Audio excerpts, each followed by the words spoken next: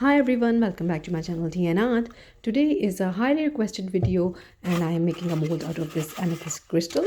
So what I did doing here is I have taken a lid of a container and have seen that the cluster fits in accordingly.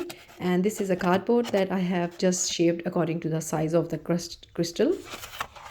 And my biggest fear is that I don't want to waste my silicone as it's really expensive. So this is really a DIY sort of mold that I'm making at home for myself. And if you're making it for a professional, then you need to buy a housing or do the proper way. But by this way, I can get a good mold for my own personal use. So what I did here is I just secured the amethyst to the base of the container with the glue gun, and I just use the glue gun around the cardboard and the lid so that the silicone don't pour itself out when I'm pouring it.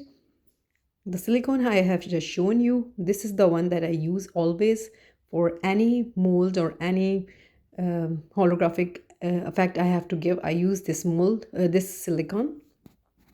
So beforehand, I mix my silicone, it's 1 to 1, and here I am spraying some isopropyl alcohol just to make it clear. And I am now slowly pouring it onto the amethyst.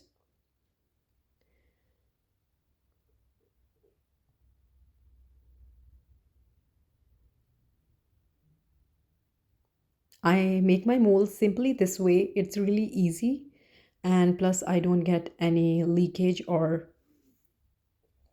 any accidents. Sometimes a little bit of accident happen, but it's not much.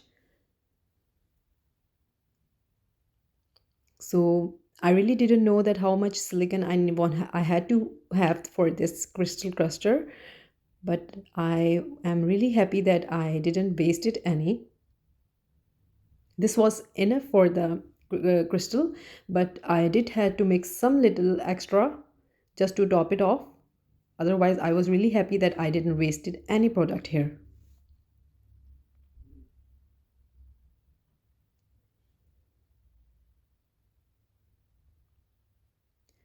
So this is really a very easy silicon to handle, and anyone can handle it if I can. So it do cures in around 4 to 6 hours, but I did give it a 1 day.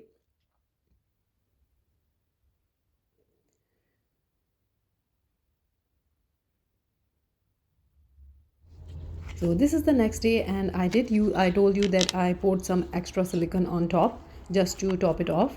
So this is how I will be demolding it. As you can see, there was no extra spillage or anything, just a little bit of here and there, that's it.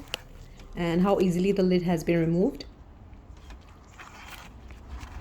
And you can see the glue gun I was talking about, it's only the glue gun that has been stuck.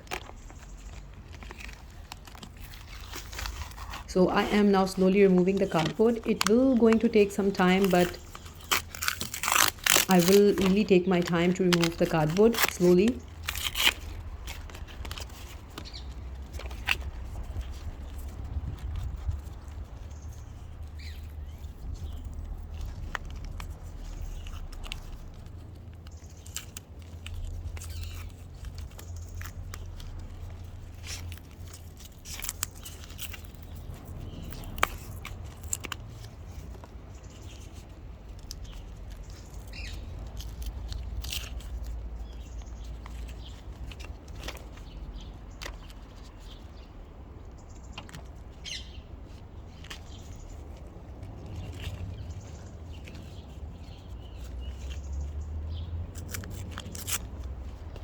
Sometimes I do apply clear tape onto the cardboard so the it gets removed easily from the silicone, but this time I didn't. I totally forgot. Otherwise, I didn't have to go through all this. So I have removed my gloves because they were a hurdle, and I brought some scissor and a X-Acto knife.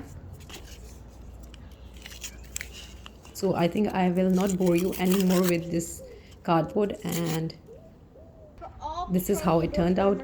Now with the knife I will be making some incisions.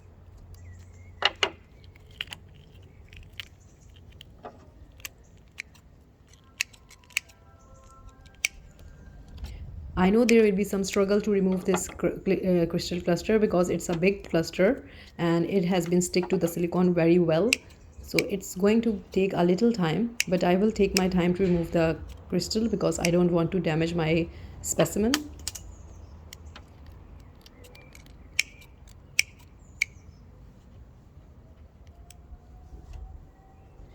First of all, I am clearing the top, and now I am slowly releasing the, you can see that the silicone I was talking about, it's soft. And now I have to decide that whether I need to make more incisions on the side to remove the crystal or not.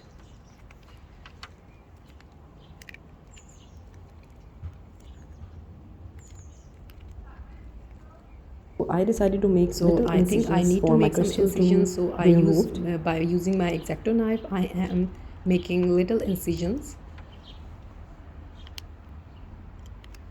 I am really not worried about this because when I will be pouring I will bind them together with the rubber band, so the product will be perfect. And after some wrestling and doing a soft pressure, the crystal is ready to pop out.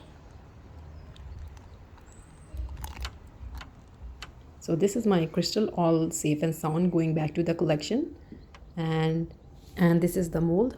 I hope you like it, and if you did, please do like, subscribe and share. Thumbs up. Take care. Bye bye.